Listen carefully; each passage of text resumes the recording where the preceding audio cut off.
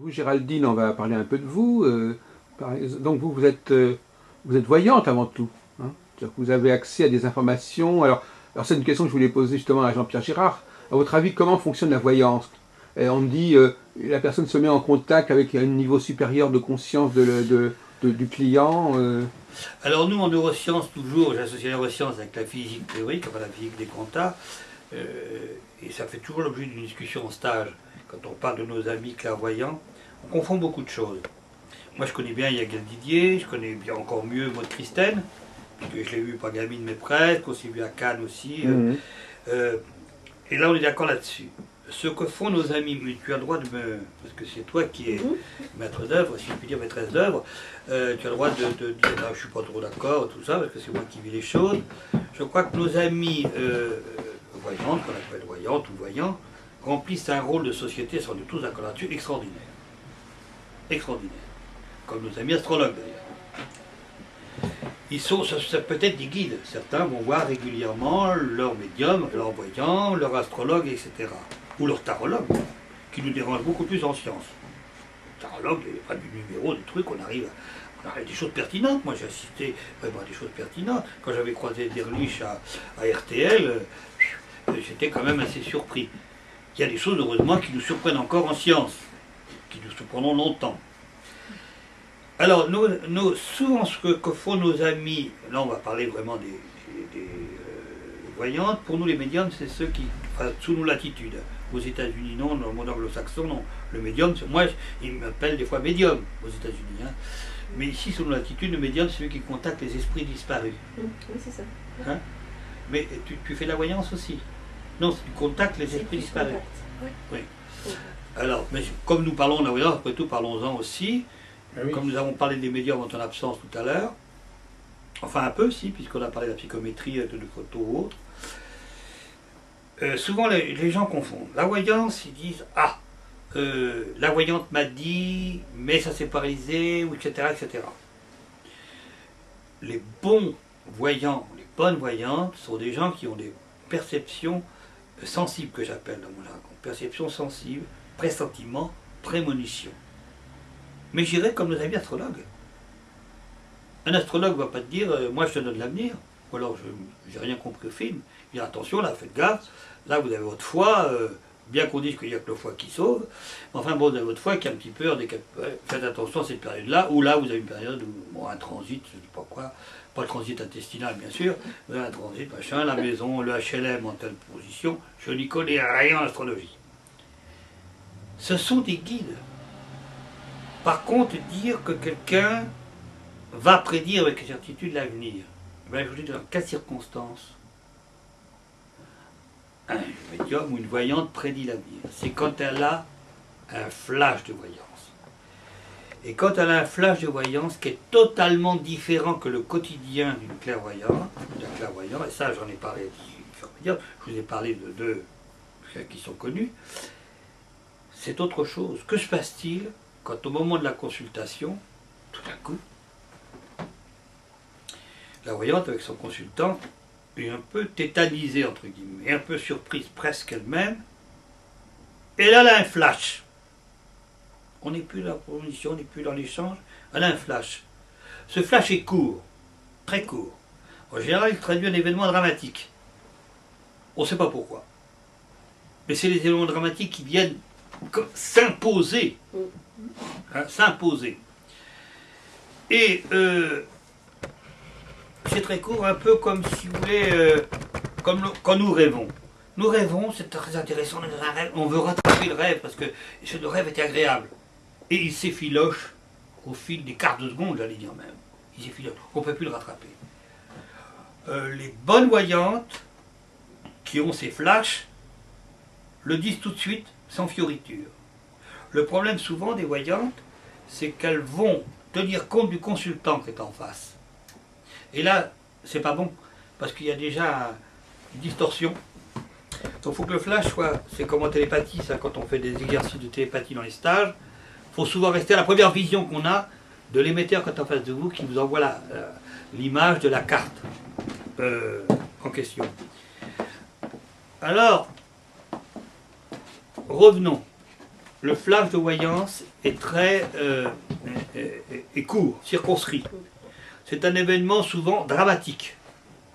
Et Yagel et Maud Christel me disaient, et souvent nous ne... Enfin, Yagel me disait, mais souvent nous ne disons pas au consultant notre flash. Oui, oui.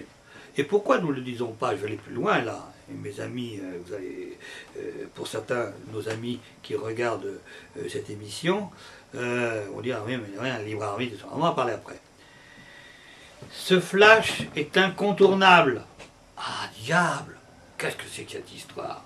Pourtant, on nous dit, quand on voit l'astrologue, quand on va voir nos amis médiums, voyants, qu'on peut contourner les prémonitions, les préconitions, que c'est un bon conseil. La véritable préconition, dans notre jargon, c'est comme ça que nous l'appelons, une vision avancée sur le futur, est incontournable. Et pourquoi c'est incontournable? Parce que le flash correspond à une voyance, une projection dans le futur, écoutez-moi bien mes amis, d'un événement qui s'est déjà produit, mais dans le futur. Autrement dit, elle va avec une perception qu'on appelle tachyonique, c'est-à-dire plus vite que la vitesse de la lumière. Elle va avec une information, et elle revient.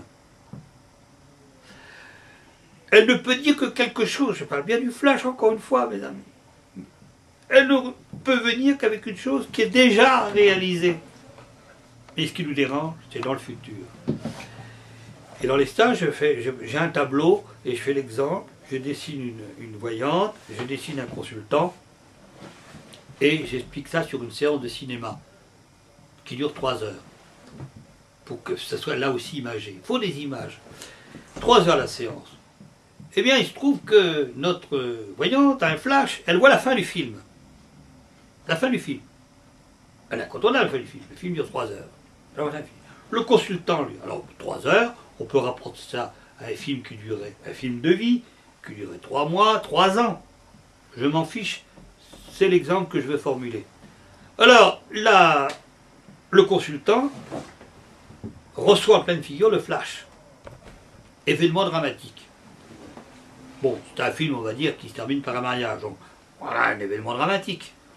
Je plaisante, bien évidemment, mes amis. Je suis bien placé pour le savoir. Alors, mais ceci ne nous regarde pas, ne vous regarde pas. Donc, retour là, chez notre consultant.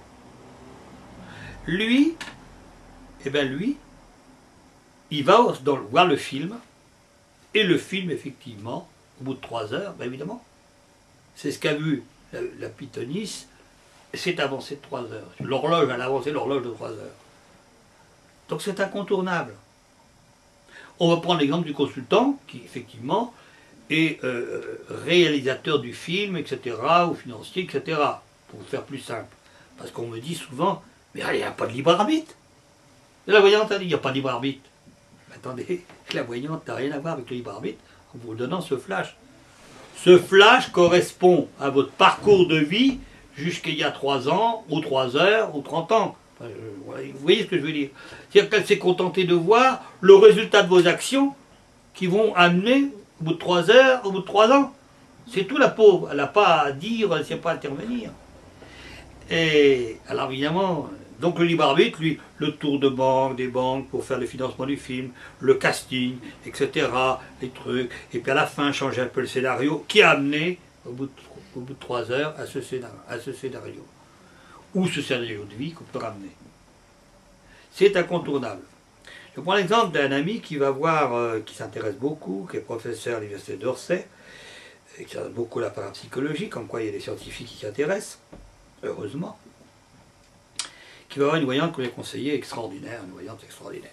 Bon, en soi, des choses intéressantes, sur sa vie, sur ça, des choses vraiment intéressantes. C'est un homme qui est rationnel, mais dans le bon sens. Pas le rationaliste que nous connaissons, hélas, souvent en France, qui nie avant d'avoir observé, et qui nie avant même d'avoir vu tout dossier, tout, etc.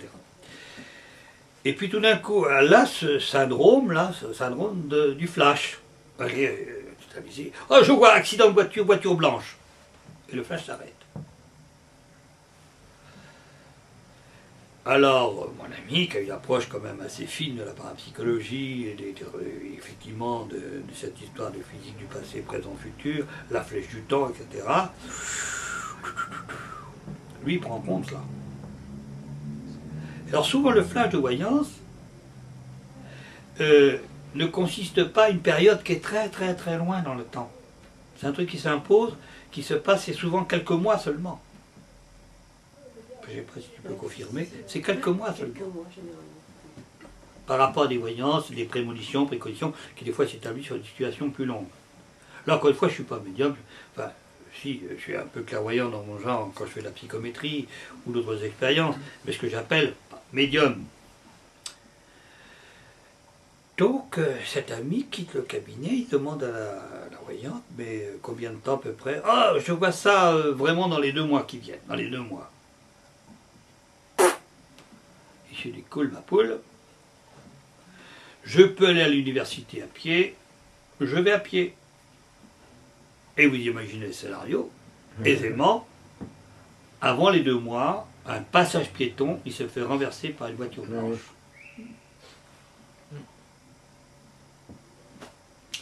Voilà. Alors, dérangeant peut-être, mais pour nous, ça ne nous dérange pas trop. C'est ce qu'on appelle la flèche du temps qui supporte de l'information et non... on peut dépasser le ciel de la lumière, c'est de l'information. Ce n'est pas un transport d'énergie.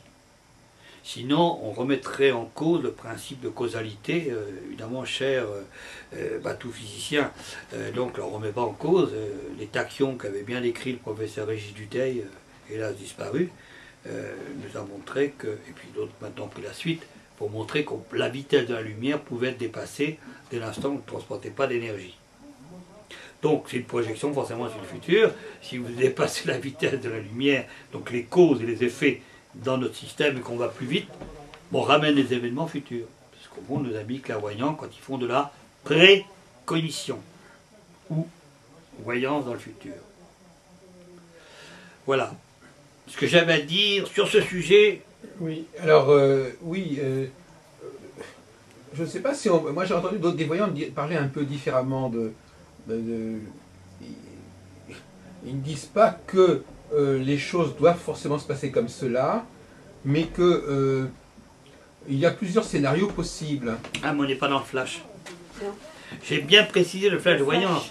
Et dans les stages ou même dans les conférences que je donne, à chaque fois ça fait polémique bien sûr, parce que, voilà, on pense, et hélas, ou tant mieux plutôt qu'hélas, 99% des consultations se passent sans qu'il y ait le flash. Ou s'il y a le flash, il y a la réserve. Si la voyante a une éthique, elle a la réserve de ne pas parler de son flash. Il est incontournable.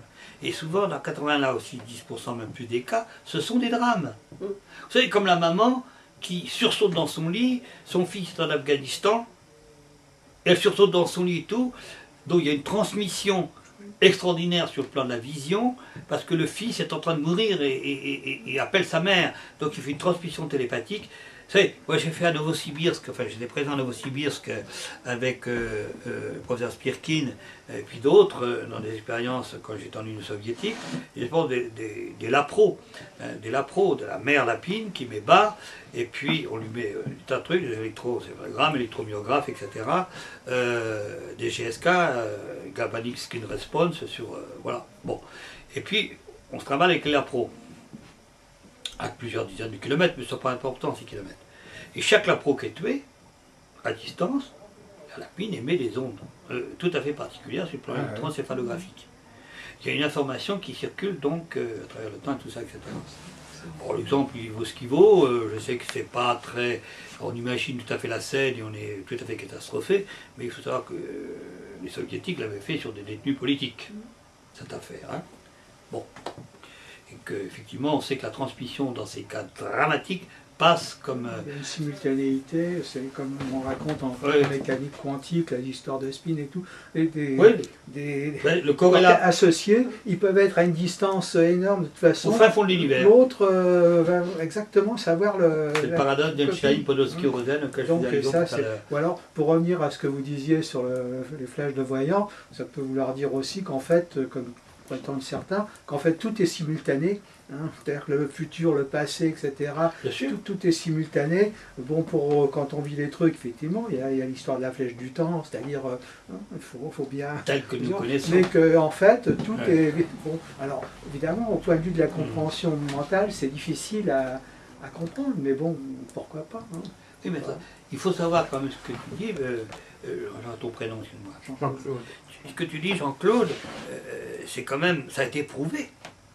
C'est prouvé, ça a été prouvé par l'aspect en 1982 C'est ça, ouais. sur 10 mètres, et ça a été prouvé par Guisin, celui qui a mis le générateur de photons là, dont je fais allusion, sur lesquels j'ai travaillé à Genève, à l'Institut de psychophysique, et ce même Guisin a prouvé en 1995, si ma mémoire ne me trahit pas, entre Bernex, Bellevue et Genève, donc sur 13 km, lui je pense qu'il se fait sur 10 mètres, peut se faire sur 13 km, un peu se faire au fin fond de l'univers.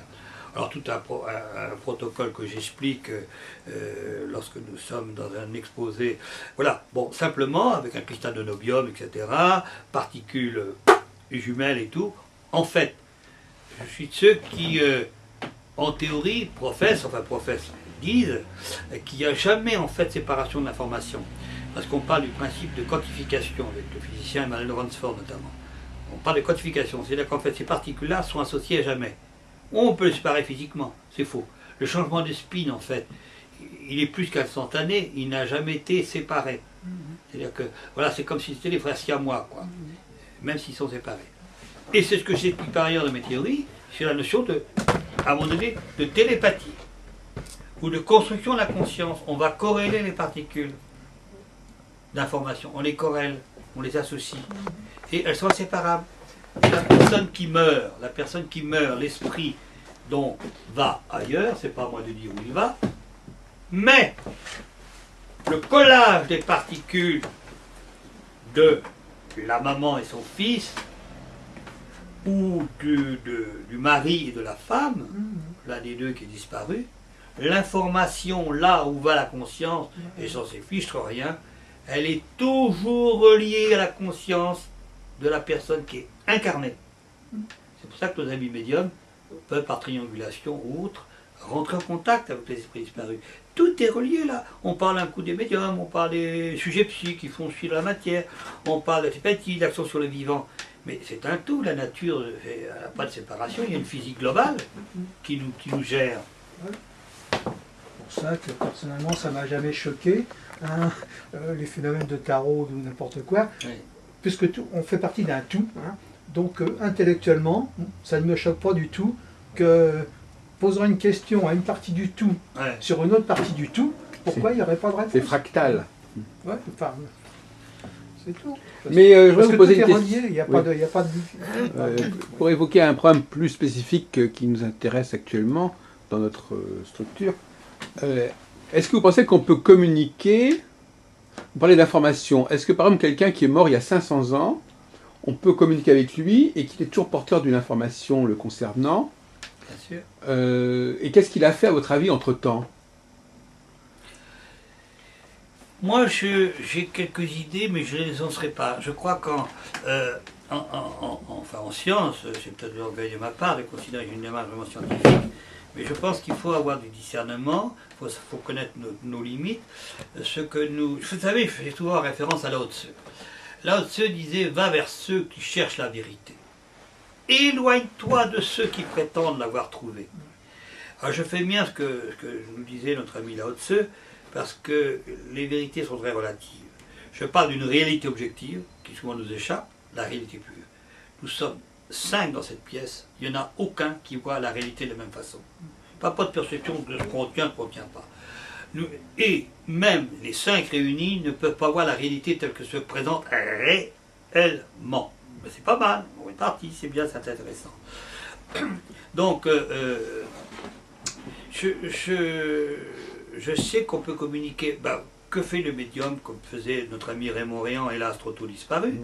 Raymond, qu'est-ce qu'il faisait quand justement avec le professeur que je faisais allusion tout à l'heure, il a pu remonter l'histoire d'un phare, de l'objet qui était donc un phare égyptien qui remontait à la dynastie de Séti Ier. Donc il y a une information résiduelle qui existe dans les objets, qui est extraordinaire, et on peut remonter comme ça, et on peut communiquer avec, par le truchement peut-être de l'objet ayant appartenu par exemple. Il faut quand même des résiduels d'informations. Contacter directement, il y en a qui contactent là en ce moment, comme me disait Père Brûle l'autre jour, c'est formidable, tout le monde a des contacts avec Padre Pio. Alors, le Père Brûle qui a connu Padre Pio, qui a été canonisé récemment, me disait c'est fou. Moi j'ai connu Padre Pio, qui était d'une discrétion très peu bavarde, très peu prolixe. Alors il me disait en plaisantant, il dit son standard téléphonique doit exploser.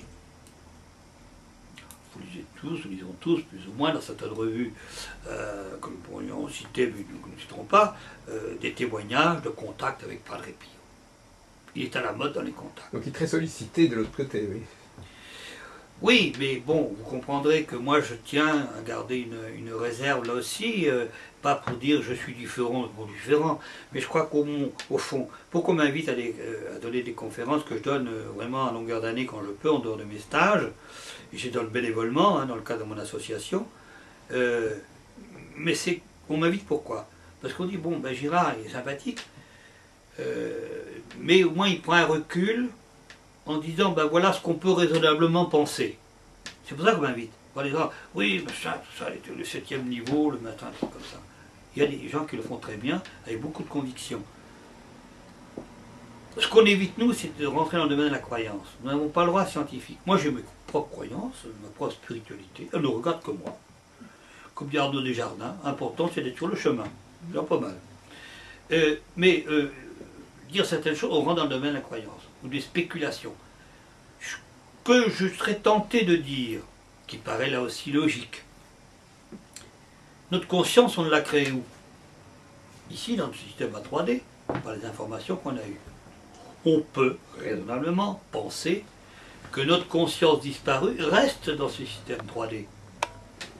Puisque cette psychomatière, quand nous interrogeons à travers une photo, la photo elle est là, et que nous rentrons, que notre ami médium rentre en relation avec l'esprit des incarnés, est-ce qu'il se trouve à fond de la galaxie ou dans des vibrations différentes? Peut-être, je n'en sais rien. Je dis que le bon sens commande que toutes les milliards de consciences disparues, elles sont là. Seulement, il faut rentrer en syntonisation avec elles. C'est autre chose. Les personnes qui sont dans le deuil, par exemple, c'est les premières, normalement, qui peuvent contacter l'esprit disparu, parce qu'elles ont le lien de conscience qui existe. Elles ont l'autoroute, normalement. Et pourquoi elles ne le font pas? Mais c'est normal. Vous êtes dans la fiction, dans la douleur du deuil, ce n'est pas le meilleur moyen de pouvoir contacter l'être cher. Et qu'heureusement que nos amis médiums existent. Ils sont le vecteur qui va aider ces personnes dans la souffrance. Vous savez, je suis parrain de certaines associations qui s'occupent de l'accompagnement du deuil.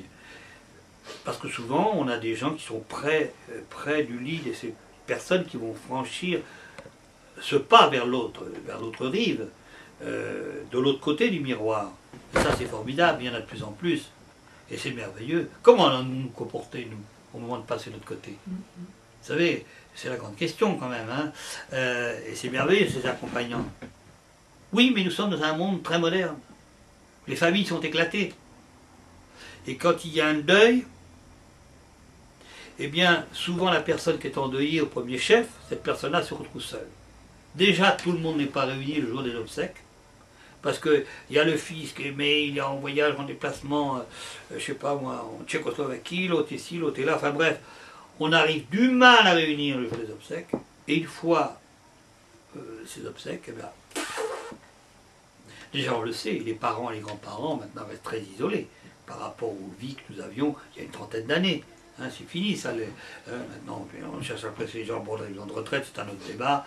C'est le seul pays en France d'ailleurs qui se comporte comme ça, mais enfin, bon, nos anciens, et on attend l'héritage. Oui, j'ai une liberté de propos qui ne regarde que moi, bien évidemment. Alors, ces associations se veulent des accompagnants pour les personnes qui sont dans le deuil, pour les aider à vivre ce deuil le mieux possible. Il ne s'agit pas pour nous, je dirais pour nous, je n'ai pas d'association de ce type, encore une fois, je suis parrain On mes parrains d'associations, membre d'honneur de ces associations. J'ai écrit des ouvrages où je fais référence, dans mon encyclopédie L'Au-delà notamment, où je fais référence, je cite les associations, mais depuis il y en a encore d'autres, je suis heureux, il y a 42 associations en France, dans toutes les villes de France, et je défends vraiment ces associations qu'on considère souvent comme des sectes, parce que souvent ils invitent des médiums, alors oh, il y a eu des médiums, c'est les sectes, qu'est-ce que c'est? C'est affreux. Ce sont des gens qui sont merveilleusement, là aussi, à la disposition des gens qui sont là, dans la douleur du deuil. Et ces associations reçoivent des fois en première partie quelqu'un comme moi qui tient un langage pour dire pourquoi les consciences, ou pourquoi on peut travailler avec des photos, enfin, qui tient un langage avec un diaporama très explicite et tout, des documents vidéo et audio, notamment de consciences disparues qui se manifestent de façon claire sur des magnétos. Ça aussi, c'est bouleversant. C'est comme ça que j'ai, moi, acquis ma première approche de ces phénomènes. Quand il y a plus d'une quinzaine d'années, j'ai assisté à une expérience comme celle-là. J'ai cherché où ça pêchait, bien sûr. Et puis, je me suis rendu compte, avec vraiment une approche très fine, très scientifique, qu'il y avait une réalité à ne pas cacher. Donc, ces associations vont recevoir des médiums régulièrement, en seconde partie, où les gens viennent avec, je prends l'exemple de l'ami Rénal Roussel, que vous connaissez sans doute, Rénal qui est un des médiums, bon voilà, ou Henri Vigneault, tout ça, etc., on s'apprécie réciproquement, qui vont travailler à l'aide de photos, ou Michel Riffard, qui a 87 ans, je crois, ou 88 aujourd'hui, enfin il y a quelques temps, quelques jours, que je au téléphone, qui m'ont fait souhaiter les bons vœux, et qui est un médium qui travaille sans photo. Il y a des médiums qui travaillent sans photo, ça. Chacun a sa façon intuitive. Ouais. Tu travailles avec photo, toi peut-être? Non, tu devrais comment? Photo, son, pareil. Photo, son. Voilà. La voix, vibration de la voix aussi. Ouais. Parce que maintenant il y a la communication par téléphone, par... Tout, mais il y a des signes qui peuvent être par téléphone, qui peuvent être... moi j'ai un document, on voit à la télévision, dans le film de Canal où j'étais... on m'a consacré une grande partie dans le Canal, mais on s'en fiche de cela. Mais par contre, il y a une partie qui intéresse les phénomènes de l'au-delà. Et il y a l'INRES notamment. Non, pas l'INRES, ça c'est... Comment il s'appelle? L'EMI. L'IMI. Non, l'IMI, non. L'intérêt, l'IMI, ils font beaucoup de vent, mais c'est pas l'IMI qu'on a connu jadis, hélas. Ouais. Avec Mario Avoglis, bon, ça, ne parlons pas de ce sujet parce que c'est intéressant, mais enfin bon, ok. Je pense que c'est l'IFRES, je crois, IFRES. Il y a l'INRES, du journaliste Stéphane Alix, et puis il y a l'IFRES. Et l'IFRES a des expériences qui ont été filmées, ou sur des écrans donc de télévision, d'ordinateur, avec un système aléatoire, donc pas branché avec le râteau, bien évidemment, il n'y a pas de parasites, on voit des visages quand même qui apparaissent sur un écran, et qui n'ont pas apparaître. Donc il y a différentes approches maintenant, informatiques, et ça je l'explique très bien dans La science et les phénomènes de l'au-delà, mon dernier ouvrage, 800 pages, je sais bien, je ne fais pas court, c'est lourd à porter, mais là il y a tout un panorama, vraiment de l'approche de la science, toutes les techniques pour faire de la TSI, transcommunication instrumentée à l'aide de magnétophones. Je rends un hommage très appuyé à nos amis médiums, et j'explique aussi comment on peut favoriser cet état de médiumnité. Enfin, j'en ai un exemplaire là que je vais vous offrir, bien évidemment. Je vous parle de cet ouvrage, c'est aussi pour en faire un prosélytisme mesuré. Je dirais que là aussi, on s'aperçoit qu'il y a différents modes de contact avec nos disparus qui sont à la mesure du temps, de l'évolution technologique du temps. Oui. Hein? Pas mal, hein? Comme sur une imprimante, tout d'un coup, il y a des messages qui apparaissent alors que l'imprimante, l'ordinateur, c'est pas branché. Puis voilà, il y a des choses qui sont quand même bouleversantes. Il y a des signes qui sont très subtils, que les gens sont en attente de signes, ils ne se rendent pas compte que, pas tous les jours, mais presque ils ont des signes de l'au-delà. Il y a un signe. Alors, je garde une distance, bien sûr. Je ne veux pas non plus que mon rôle soit dévoyé, quoi. J'ai un rôle d'observateur, je dis attention, là, moi, j'ai pas d'avis. Quand j'ai pas d'avis, c'est que nous n'avons pas suffisamment, même dans ce que nous dénonçons, si on donne l'impression d'avoir des certitudes, on reste toujours quand même sur une prudence. Hein, voilà, on essaie pour faire avancer le public. Une chose que, pardon, l'histoire dont vous avez parlé, les 3 dimensions, etc., montre effectivement peut-être que cette forme de conscience ça revient à ce qu'avait dit un peu Jacques tout à l'heure, qu'est-ce que ça devient au bout d'un certain temps. Il est possible peut-être que la conscience formelle, c'est pour ça qu'on peut joindre des personnes décédées et tout relativement proches dans le temps, hein, mais peut-être qu'au bout de 100 ans, etc. Et là, on pourrait retomber sur les phénomènes de réincarnation, etc., qui changeraient un peu les données, enfin les mettraient différemment. Par contre, ce qui m'intéresse un peu pratiquement tout à l'heure, vous l'aviez évoqué, le côté, disons, entre guillemets, thérapeutique, c'est-à-dire que, bon, on peut imaginer qu'effectivement, si des gens comme vous, hein, sont capables, par exemple, vont à Villejuif, hein, et ça y est, ils guérissent d'un cancer, une personne qu'on donnait complètement perdue, etc., qui a fait 6 mois de chimio, etc. Bref, ça peut gêner des catégories professionnelles et de vie dont je parlais tout à l'heure. Alors, ce que je voudrais savoir, est-ce que vous, alors quand vous êtes empêché, admettons, de faire ça, si vous aviez l'opportunité de le faire, hein, que certains n'aient pas voulu que vous vous livriez à cette expérience parce que ça montrait qu'on pouvait faire autre chose que de mettre des médicaments, des choses et des bidules, ça je le comprends très bien. Je voudrais savoir si vous, vous avez eu l'occasion quand même de faire ce genre d'action, c'est-à-dire vraiment une thérapeutique qui amenait un résultat immédiat au niveau thérapeutique. Je vais te répondre. Je crois que là aussi il faut beaucoup d'éthique et d'éthique, beaucoup d'éthique. Je répète 2 fois le mot parce que dans ce domaine, chaque mot peut être mal interprété. J'ai actuellement, à l'Institut, nous avons 23 dossiers, ou 24, je crois qu'il y en a qui m'arrivent d'Italie, 24 dossiers sur des pathologies très lourdes, très lourdes. Il se trouve que mes connaissances médicales me permettent à chaque fois de demander le dossier médical complet. Je peux interpréter un scanner, je peux interpréter une scintigraphie, etc., etc. C'est-à-dire que mon action est une action ciblée. Mais ça ne remet pas en cause l'action que font certains de mes amis magnétiseurs, que donc ces connaissances médicales au ras des pâquerettes, on s'en fiche. L'essentiel, je me dis toujours, c'est qu'ils aident leurs contemporains à la souffrance. Moi, c'est mon support. C'est pas le pendule, c'est pas si, c'est pas mon support. Et je dis toujours que, là encore, on arrive à des résultats qui sont absolument étonnants. Enfin, voire, oui, étonnant, on a des régressions de néoplasme, enfin de cancer, hein, on a des régressions, oui. Elles sont dues à moi.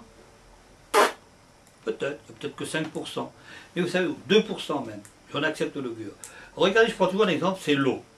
L'eau, c'est un événement merveilleux de la nature. Personnellement, je n'abuse pas, je préfère une couleur plus rosée, voire plus rouge. Enfin, bon, je suis un contemporain, je suis un homme civique. Donc peu d'eau, mais la boisson de Bacchus, mais plus agréable. C'est une boutade, bien sûr, et qui n'est pas de Dijon. Simplement, l'eau est un élément merveilleux, vous le concéderez tous. Nous avons en nous 70% d'eau, en général. Mais l'eau va geler à moins 1 degré, à devenir solide. À plus 100 degrés, phase vapeur. C'est quand même curieux. Qu'est-ce qui s'est passé à chaque fois? Un petit delta T, une petite différence de température qui fait que on va avoir un changement extraordinaire d'une phase liquide, phase solide, et de l'autre côté, phase gazeuse. Mais à chaque fois, il s'est passé quoi? Ça peut être un bouleversement extraordinaire, petite différence de température. Quand on sait que dans l'univers, dans la nature même, il existe des endroits où c'est des milliers de degrés, des milliers de degrés, des magmas et tout, des volcans, etc. Il existe quand même des températures extraordinaires. Ben là, non. Eh bien, c'est ça le rôle du guérisseur, du magnétiseur ou du thérapeute qu'on peut avoir parfois. C'est cette petite chose qu'on va impulser qui va changer tout. Qui va changer tout. Et lorsqu'il y a cette complicité, elle n'est pas suffisante, bien sûr, il y a quand même toute une démarche à travers le sujet, on discute un petit peu. Et vous savez, moi je rejoins heureusement certains praticiens, notamment oncologues, enfin cancérologues, sont dans un questionnaire très attentif vis-à-vis de leurs patients. Ils leur demandent déjà les événements qui ont précédé un petit peu cela. Que vous avez une explosion du cancer. Une explosion de ça. Je ne donne pas les chiffres, je les ai, puisque je reçois toujours des revues médicales. Je ne les donne pas, ce n'est pas la peine d'affliger nos amis, parce qu'inconsciemment donner une information, c'est aussi impulser quelque chose. Mais quand on étudie, et c'est ce que je fais toujours, je ne traite pas que cette pathologie-là, bien sûr. Et encore une fois, je ne dis jamais à mes patients de cesser la thérapeutique qui est en place. Jamais je ne ferai cela. Et vous expliquer pourquoi tout à l'heure. Simplement, on essaie de faire un travail analytique sur les causes profondes du néo. Causes profondes. Où l'organisme en dit, j'en ai marre. Il faut que je fasse quelque chose, j'en ai marre. T'as été violé à 12 ans, ben il faut assumer que t'as été violé à 12 ans. Voilà.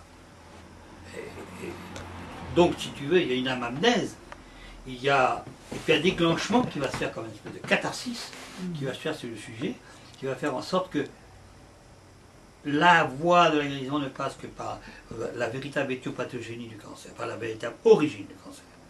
Le reste, oui. C'est la seule maladie en médecine, tant pis je vais me taper sur les doigts, c'est la seule maladie pour lesquelles on essaie de prolonger la vie du patient. Et il y a un congrès annuel qui se passe, où tous les cancérologues sont réunis, ils apportent des nouvelles thérapeutiques.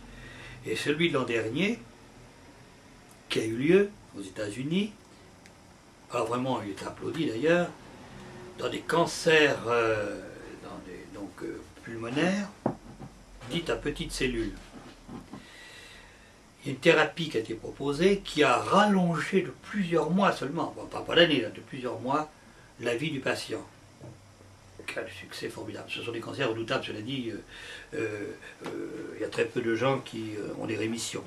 On en est à 80, donc ça fait 4 ou 5% seulement de rémission sur ce type de cancer. On a parlé de 6 mois, c'est formidable. Même pas 6 mois, enfin bref, tout le monde s'est heurté à dire.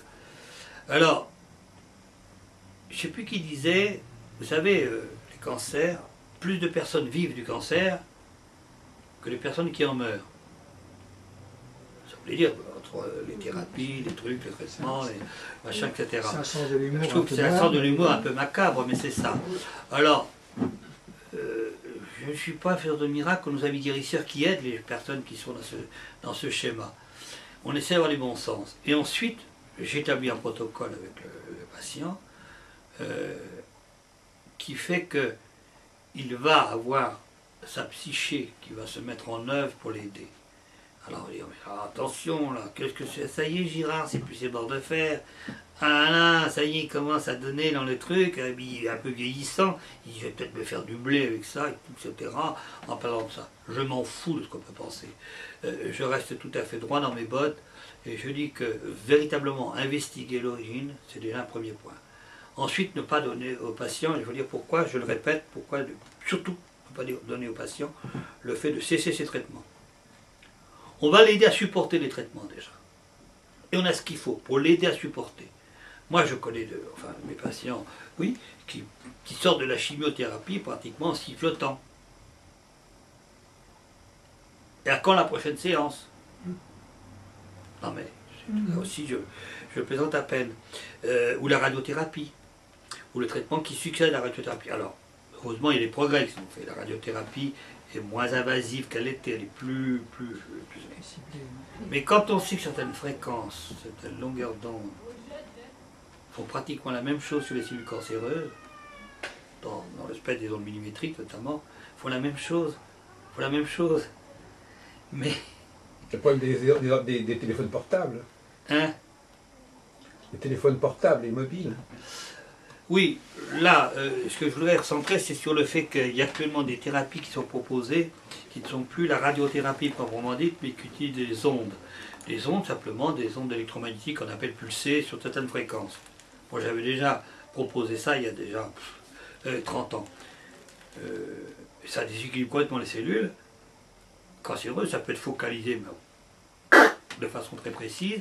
La preuve, il y a actuellement quelqu'un qui se balade avec des tumeurs au cerveau depuis 18 mois, des tumeurs, en fait ce sont des métastases qui sont au cerveau, qui sont issues d'un foyer initial. Il a une batterie derrière lui, condensateur et tout, etc. Et voilà, il faut qu'il soit presque jour et nuit avec ces espèces d'électrodes là, qui lui envoient des ondes pulsées. Si on lui retire ces trucs, il meurt. Et là, on a stabilisé le développement de ces métastases.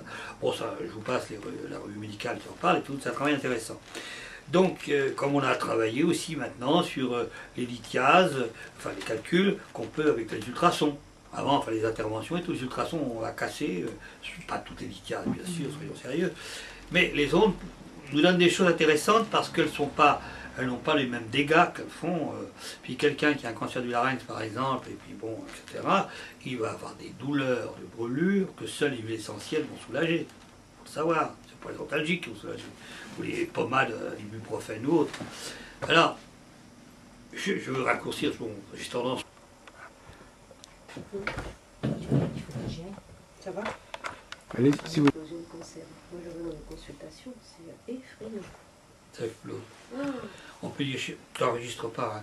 On peut dire les chiffres. Dire En consultation aussi. et la façon de tout ce qu'on pense et la façon d'agir, parce que ça doit être des maladies qui sont liées. C'est quand même inquiétant, il y a un dysfonctionnement quelque part du Toutes psychisme. les maladies, on ne dira jamais assez. Mais ça, y c'est collectif. compris les cancers, je veux dire, il faut arrêter de se rouler la face, même les scléroses en plaques dont on parle, même on soupçonne maintenant dans certains syndromes d'Alzheimer qui sont difficiles des fois à discerner entre la démence sénile et puis vraiment l'Alzheimer, enfin si, il y a une typologie histologique, voilà, les protéines tau, les amas bêta-amyloïdes qui sont là, effectivement, qui dialoguent aussi bien la maladie d'Alzheimer, mais il semblerait qu'un maladie d'Alzheimer, même surtout chez les malades jeunes, les malades jeunes, enfin qu'on appelle jeunes, qui normalement ne peuvent pas l'avoir, qui ont la soixantaine seulement, etc. Puis il y a les maladies d'Alzheimer, maintenant qu'il y a 45 ans. 45 ans. Ah oui, c'est de plus en plus jeune. Alors il y a des traumas, des choses comme ça. Bon, on ne va pas faire ici de la médecine, c'est pas le propos. Simplement, c'est de recentrer ce que beaucoup disent par ailleurs aussi, sans doute mieux que je peux le dire, c'est que l'origine psychique des maladies semble évidente. Y compris et surtout dans le cancer. Que la maladie psychogène, vraiment dans l'origine psychogène, est démontrée. Par exemple, moi j'ai fait un exposé sur les rémissions spontanées, guérison, donc auto-guérison, donc en médecine. Un exposé sur les rémissions spontanées, qui sont constatées en médecine. Hein, on appelle ça pas voilà, les rémissions. Eh bien, ces rémissions dites spontanées, sur 100 maladies, on s'aperçoit que les rémissions qui vont être, oui, spontanées, qu'on n'attendait pas.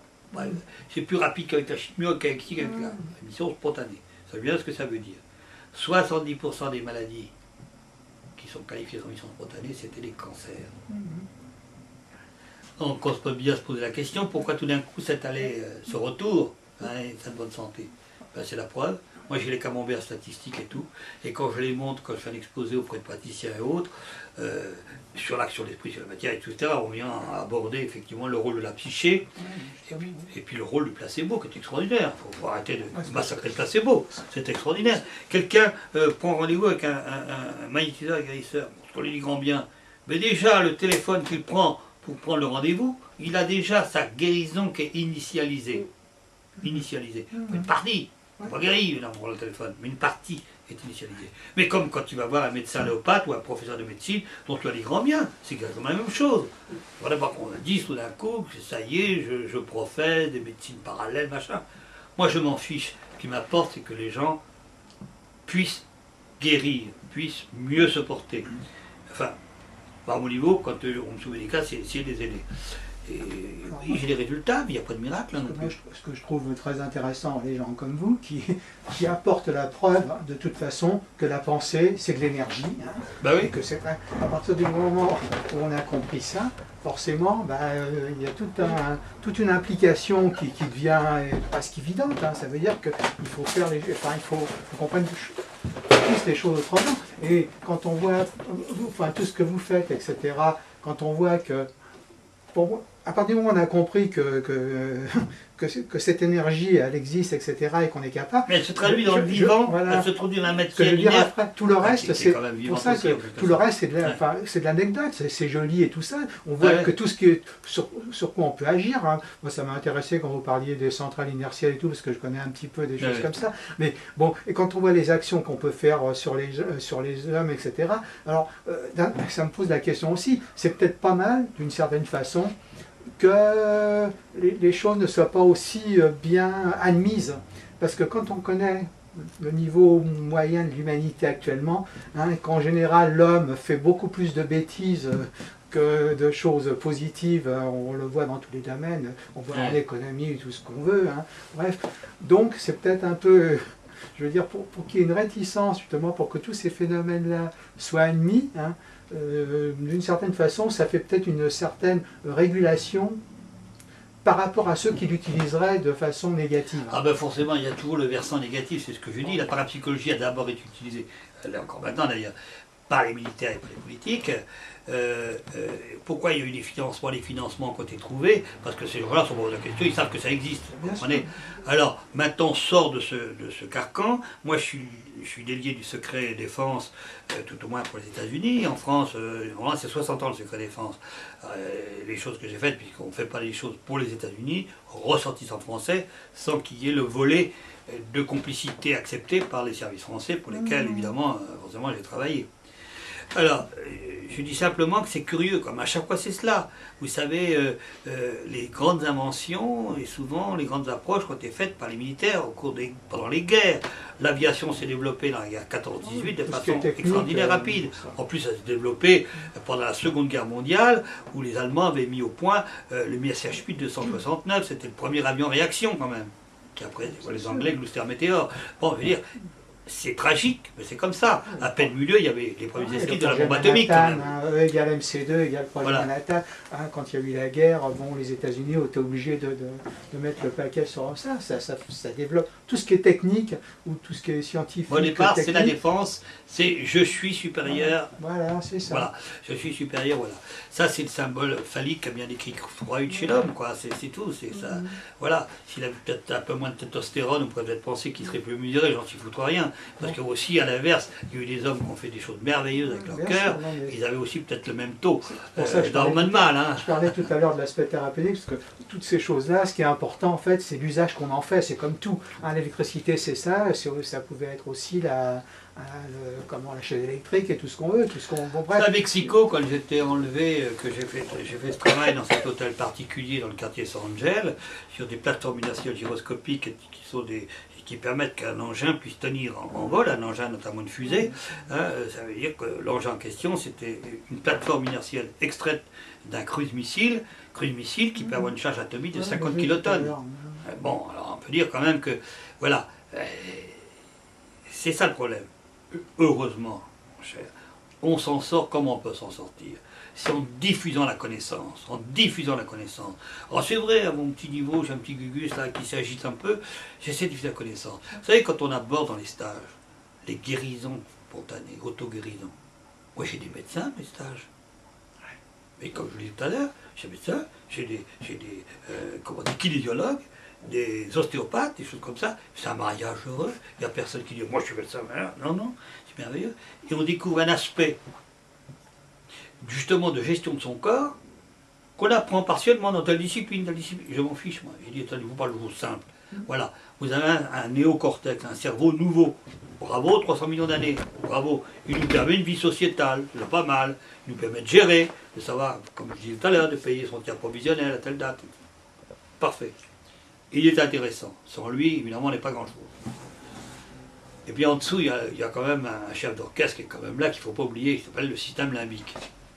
L'hypothalamus, l'hypothalamus, etc., l'hypophyse, antipophyse, voilà. Bon. Lui, il nous permet quand même que la petite boutique, elle marche, quand on le laisse de temps en temps un peu bosser. C'est pour ça, quand la psyché là-haut, là, le cortex résonant, il a un problème, un déni, un machin, tout ça, notre système, là, il est emmerdé, il essaie de raccorder, il essaie, avant que la pathologie vraiment grave, je parle de pathologie grave, se déclare, il essaie de tirer les ficelles au mieux, de réguler au point de vue hormones et tout, avec le système de releasing factor, etc. On va faire la médecine ici, on s'en fout. Mais il essaie un peu de régler tout ça. Bien il est débordé. Il dit, merde, il décolle là-haut, parce que moi je ne peux plus gérer. Puisque vous le savez, imaginez, il y a une symbiose qui existe forcément entre les deux. Hein, et il y a entre ces deux cerveaux, et puis il y a l'autre, hein, le reptilien, qui dit, bon, il est nécessaire, il faut que je bouffe, comment je vais faire pour bouffer, qui est plutôt le cerveau des instincts. C'est une séparation, le sucre arbitraire, tout ça, ça marche ensemble. Et dans une pathologie, quand à un moment donné, je vais prendre un exemple, parce que les exemples, je suis assez friand des exemples. Nous adorons Nous adorons nos compagnes, les femmes, bien sûr, nous adorons la femme. Bon. Enfin, chacun sa religion, hein, ça peut être quelqu'un d'autre. Enfin, on adore la femme. Mais là, je prends l'exemple de la femme en particulier. Mais alors, elle nous agrémente parfois de migraines. Et souvent, ces migraines n'arrivent pas forcément au bon moment. Ah, chérie, j'ai la migraine, enfin, il est 21h30, oui, c'est la migraine de 21h30, quoi. Vous comprenez le scénario que je suggère. Oui, mais la migraine, tu sais, oh là là, si tu savais. Oh là là. Et tout d'un coup, le téléphone sonne. C'est la copine Sophie. Ah, Sophie, mon Dieu, comment vas-tu, ma chérie? Une migraine.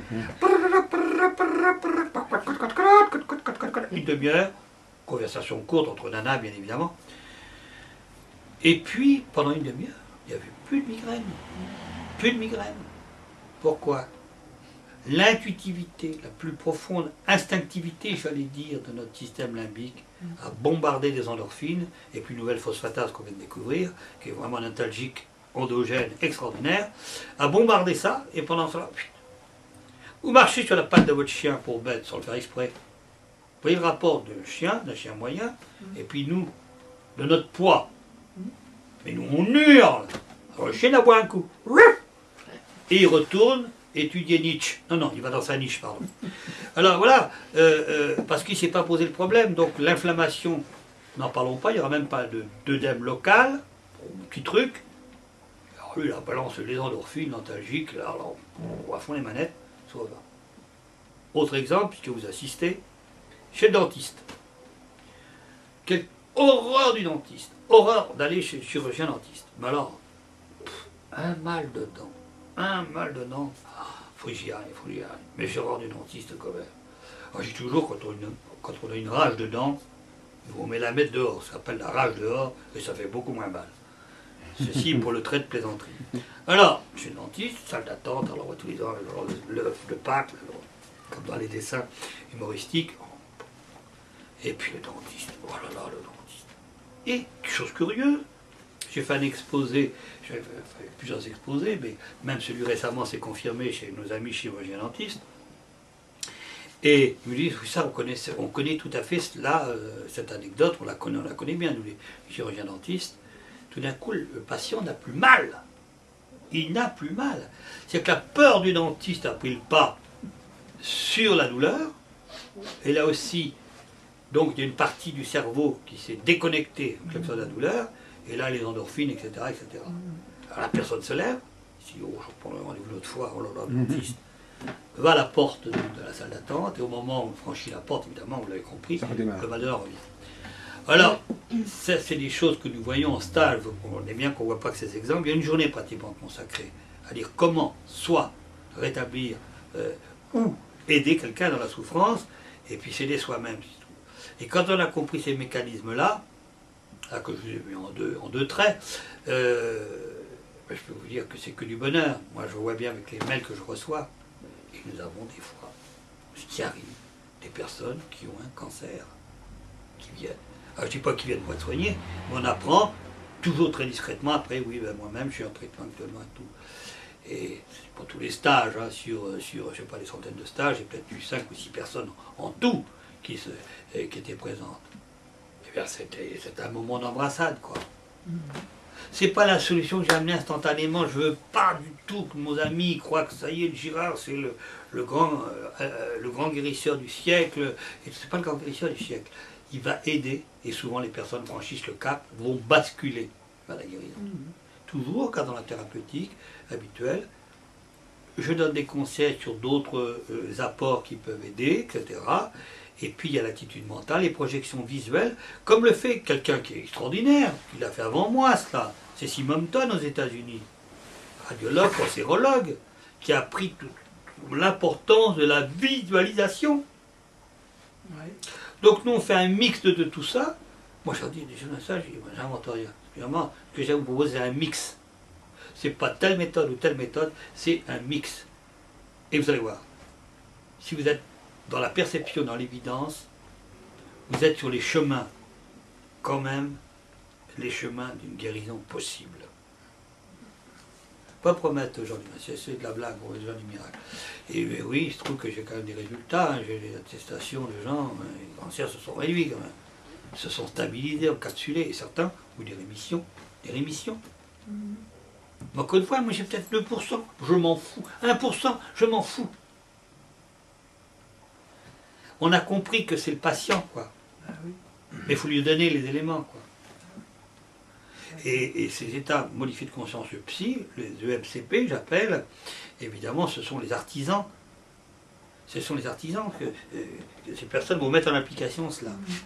Et je crois que dans tous ces stages, je pourrais les consacrer uniquement où tout le monde s'amuse beaucoup à faire des phénomènes, aussi perception des couleurs à travers des cubes fermés, tout, etc. Et on explique pourquoi aussi avec les centrioles, des cellules eucaryotes, pourquoi ce sont des capteurs infrarouges dans les cellules. Là, bref, on s'en fout. On explique simplement, ah ben oui, voilà pourquoi ça marche. Voilà pourquoi je peux deviner les couleurs, même si j'ai les yeux fermés, machin, tout ça. Voilà pourquoi je devine les couleurs. Et puis on apporte certains phénomènes qu'on n'a jamais abordés ailleurs, qu'on découvre. La parapsychologie, c'est pas seulement la télépathie, ou les objets qui bougent, ou la clairvoyance. Hein. C'est pas seulement que ça. Quoi. Des moments. Alors, n'ayez pas l'impression que je fais un prosélytisme encore une fois pour ces stages, mais non, puis profitez-en pendant qu'il existe encore. Une question que je voulais vous poser, pratique comme ça, puisque vous disiez, enfin vous l'aviez écrit, que c'est à 7 ans que vous aviez eu connaissance de ce pouvoir, disons, entre guillemets, hein, à la suite de la foudre. Est-ce que vous vous souvenez exactement la première fois où vous avez... Qu'est-ce que vous avez ressenti? Qu'est-ce qui vous a fait prendre conscience que vous aviez, disons, cette possibilité, cette caractéristique? Eh bien, mon cher, je veux dire, c'est très tard qu'on a conscience de cela. Imaginez le scénario. Campagne Tourangelle. Jean-Pierre, le petit Jean-Pierre, pupille d'assistance publique, parent-nourricier merveilleux, parent-nourricier, ancien journalier, hein, qu'on appelait dans les campagnes, élevé dans une étable. C'était une étable. Moi, j'habitais une étable. Les murs blanchis à la chaux, les murs un peu comme ça, etc. Il y a une des pièces qui était à côté, qui était à Dijon, il y a encore leur atelier pour les chevaux. Mais la pièce elle-même, c'est pas ça, on s'en fiche. Je vous donne. Voilà.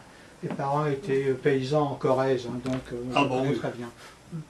Oui, mais, non, mais simplement ce que je veux dire, c'est que le lit dans lequel j'ai évolué, puissance publique, etc., bon, 7 ans, on allait glaner pour donner à manger aux poules, hein, c'est un scénario classique, etc. L'orage, mais pas nourrissait avec les autres frères de lait, puisqu'ils avaient d'autres enfants d'assistance publique. 1900, c'était quand même la guerre. Les mauvaises langues disent la première, la seconde. Non, c'est la seconde guerre mondiale. Je vous ai dit mon âge tout à l'heure. Donc voilà, hein, 7 et 2, 9, mais c'était après la première guerre, bien sûr. Mais au début moi c'était la guerre. Au château qui avait à côté, dont les tables dépendaient du château, il y avait les Allemands. Les Allemands, hein. 7 ans, donc le temps passé, on a encore cherché des tickets de pain, hein, le pain, tout, etc. On va glaner, etc. Et un jour un orage, donc les moissons, je suppose que c'est en juillet, voilà, hein, les après, moissons. ce que je voulais dire, c'est, est-ce que vous avez... Oui, ben j'y viens, j'y viens. Ce que je veux dire par là, imaginez le contexte. La campagne Tourangelle, parapsychologie, ne connaît pas. Quand vous êtes gamin, que vous n'êtes pas normal par rapport aux autres gamins, vous ne savez pas, c'est pas normal. Comment voulez-vous le savoir? Vous évoluez dans la vie. Tout votre cadre proprioceptif, il est là en découverte. Ouais, voilà, vous ne savez pas. Ce que je sais par contre, c'est qu'après l'orage, il y a une différence. Une différence, c'est que j'avais une espèce de télépathie sauvage. Mais cette télépathie sauvage, je l'ai constaté que plus tard, que c'était de la télépathie. Je ne savais pas. J'étais très indiscipliné. Et l'instituteur, évidemment, essayait un grand gaillard qui avait fait champion de boxe régional, enfin tout, vraiment qui n'était pas très aimable dans cette école primaire, par rapport à sa femme qui était d'une douceur dans les autres écoles, enfin bref, d'autres classes. Il essayait de me piéger. Il n'arrivait pas à me piéger. Je répondais avant pratiquement qu'il ait terminé la question. C'est une télépathie comme jamais j'ai fait, avec autant de précision après d'ailleurs. La spontanéité de l'enfance. Dans la cour de l'école, évidemment, je gagnais tous les paris. Cacher les billes et tout. Vous savez, puis l'assistance publique, à l'époque, l'assistance publique ne donnait pas beaucoup d'argent à un parent nourricier. Hein. C'était un peu short. Donc je rêvais toujours des billes et des calots qu'on appelle, hein, ces billes en verre là, avec des trucs de couleur à l'intérieur. Donc je gagnais. J'ai pas gagné longtemps, hein. Parce que les gars, non, t'as pas dire, boum boum. Et Girard s'en est pris plein la tête. Et puis après c'était l'instituteur qui m'a, on peut dire, martyrisé, puisqu'à 8 ans, dans le 9 ans, vraiment à l'accès, j'étais le petit martyr de l'école, hein. Les gamins, ils étaient comme ça, hein. Ils me soulevaient ma oreille, ils m'en arraché une fois, enfin bon, décollé, il a fallu appeler le... Bon, et puis un jour, il a été trop fort, quoi. J'avais côte brisée, le visage tuméfié, et puis je me mettais en position fœtale, comme ça, et je rigolais.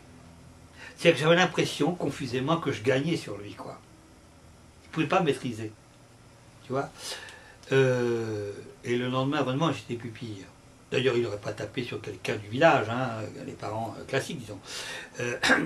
Et la femme médecin, monsieur, elle savait bien que mes parents nourrissaient, que tu es contrôlé régulièrement. L'assistante n'aurait jamais fait ça. Elle a vu ce carnage. Et donc, elle m'a retiré de ce milieu délétère. Et puis moi, confusément, j'ai compris que c'est ce que j'avais fait qui posait problème, quoi. Ces espèces de réponses que je donnais, ces espèces de paris que je gagnais, et j'ai éteint ce phénomène. Mais ce qui est grave, c'est que la plupart des gamins qui font ces phénomènes, maintenant les gens sont plus ouverts. Moi je vois bien les parents, que des fois je reçois et tout, ils sont plus ouverts, les parents, à mon fils, vous voyez, dans les stades, ah ben vous savez mon fils, mais j'ai des fois les enfants qui viennent, je n'accepte pas trop les enfants, mais j'ai vu des trucs merveilleux. Quelqu'un qui est venu d'Allemagne au dernier stage que j'ai fait à Paris, qui venait de Munich, il avait un petit fiston qui a 7-8 ans, il nous a émerveillés, il a fait des phénomènes extraordinaires, quoi. 8 ans le gamin, il a fait des phénomènes, hein. Télépathie, boum boum. Voilà ce qui sont ouverts. Enfin, bref, je passe. Donc j'ai éteint ces phénomènes. Parce que j'ai vu que ça me posait plus de problèmes qu'autre chose. Et à l'âge de 17 ans, dans cette bonne ville de Tours, comme ouvrier, j'étais ouvrier, donc certificat d'études 13 ans et demi, hein. Tout le bagage que j'ai après, on va comprendre comment j'ai eu. Donc je passe, c'est un samedi après-midi, je parle à un bouquiniste, place Plumereau, côté de la place Plumereau à Tours, qui avait encore les séquelles des bombardements alliés. Et des fois les bombes tombaient à côté de la gare de triage, qui était à Saint-Pierre-des-Corps, hein, ça tombait un peu. Voilà. Donc Tours avait de temps en temps recevé quelques bombes. Donc c'est des images, on me souvient fort bien. Et on voit les bacs d'un bouquiniste, et je vois un gros bouquin. Précis d'histopathologie humaine chez Malouane, éditeur. Je crois que c'était un bouquin d'histoire. Alors j'ouvre le bouquin et je vois des choses, je laisse comme ça défiler. On aurait dit des peintures abstraites. Je ne sais même pas que ça existait, les peintures abstraites, mais ça faisait un peu, on dirait comme des peintures abstraites, des mots compliqués